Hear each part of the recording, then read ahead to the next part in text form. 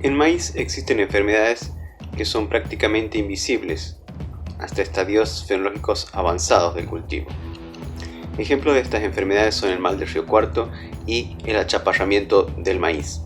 Esta última es una de las enfermedades más importantes del cultivo, ya que puede producir pérdidas de hasta el 90% del rendimiento. En INTA venimos trabajando desde hace un par de campañas, dado que hemos observado una alta incidencia de la enfermedad en siembras tardías de este cultivo. La sintomatología depende de factores ambientales, susceptibilidad del híbrido y momento en el cual se produce la infección. La infección se transmite por un vector, una chicharrita que se alimenta específicamente de maíz, cuyo nombre científico es Daubulus maedis. Esta enfermedad depende del número de chicharritas o vectores que están presentes en el lote. Al principio de la campaña, el número de chicharritas es muy bajo, ya que el insecto es susceptible a las heladas. Pero a medida que avanza la campaña, si hay maíces donde desarrollarse, la población incrementa de manera muy importante, por lo que las siembras tempranas se ven favorecidas, a diferencia de las siembras tardías que se ven perjudicadas por el alto número de chicharritas en los lotes. El manejo de la enfermedad se puede realizar mediante el control de plantas guachas, que es donde el vector sobrevive y se desarrolla y reproduce.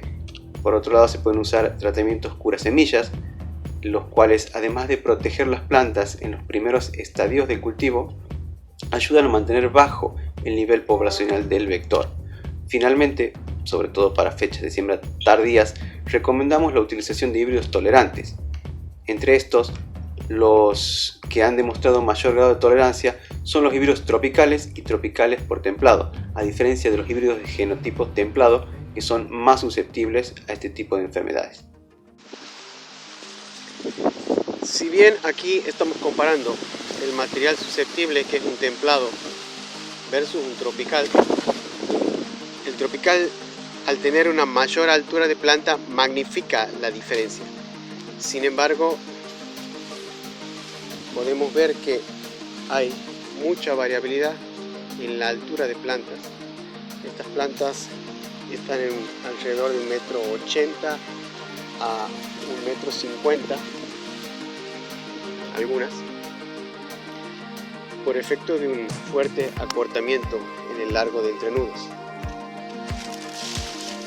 Vemos algunas plantas muy afectadas con típicos síntomas de espiroplasma en las hojas.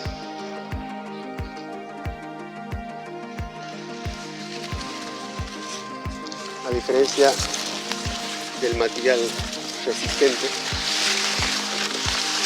donde se observa una excelente sanidad en las hojas.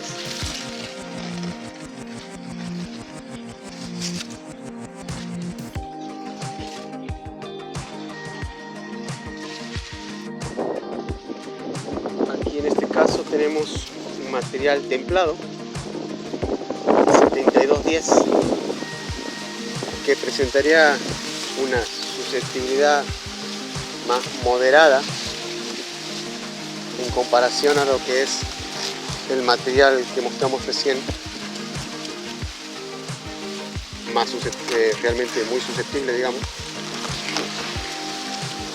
Si bien se ven plantas afectadas que presentan el síntoma, no es tan fuerte la expresión del virus como en el material susceptible. Vemos algunas espigas secundarias mucho más pequeñas. Las espigas en general son más pequeñas.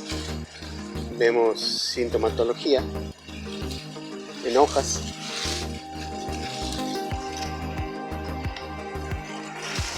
Pero el nivel de afectación es mucho más bajo que en un material muy susceptible. Cuando pasamos a otro material que es una mezcla, un templado por un tropical, vemos también que hay algunas plantas que se ven afectadas probablemente por este virus, De todas formas hay que hacer una determinación en laboratorio para estar seguros, pero el nivel de afectación es mucho menor en comparación con el material susceptible también. Hay algunas plantas que se van a ver espigas múltiples, pero en general esa coloración rojiza en las plantas no es tan común.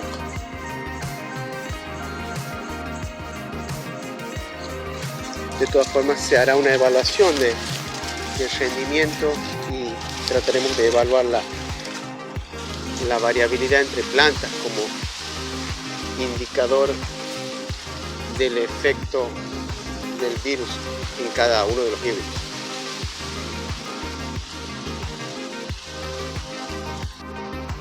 Bueno, aquí lo que estamos viendo es un material resistente y un material susceptible. Si bien el material resistente, que es un híbrido tropical, presenta algunos síntomas, o que podrían considerarse síntomas, como esta coloración rojiza de la hoja, no es algo que se repita de forma muy agresiva en todas las plantas. Si bien hay plantas con esta coloración rojiza, no son todas las plantas, y cuando aparece es en algunas hojas y de forma bastante leve, a diferencia de un material susceptible donde muchas plantas presentan esta coloración rojiza en las hojas, y además se pueden observar en algunos casos espigas múltiples, muchas espigas, al menos 3 espigas en una misma planta. Las espigas se ven de tamaño más reducida, inclusive en algunos puntos donde debería haber solo una espiga hay 2, incluso 3 espigas. Una espiga con grano y 2 espigas que directamente han formado algún granito o algún grano o nada.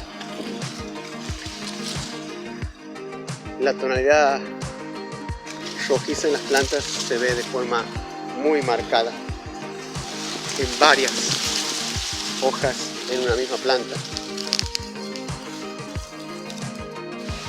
Otro de los síntomas típicos de este virus es el efecto sobre el tamaño de plantas. Vemos plantas con un tamaño reducido. Si bien el número de hojas es el número normal, lo que se produce es un acortamiento en el largo de los entrenudos, lo que lleva a tener plantas de un tamaño considerablemente menor. Incrementa la variabilidad dentro del cultivo, en el tamaño de las plantas, en el tamaño de las espigas,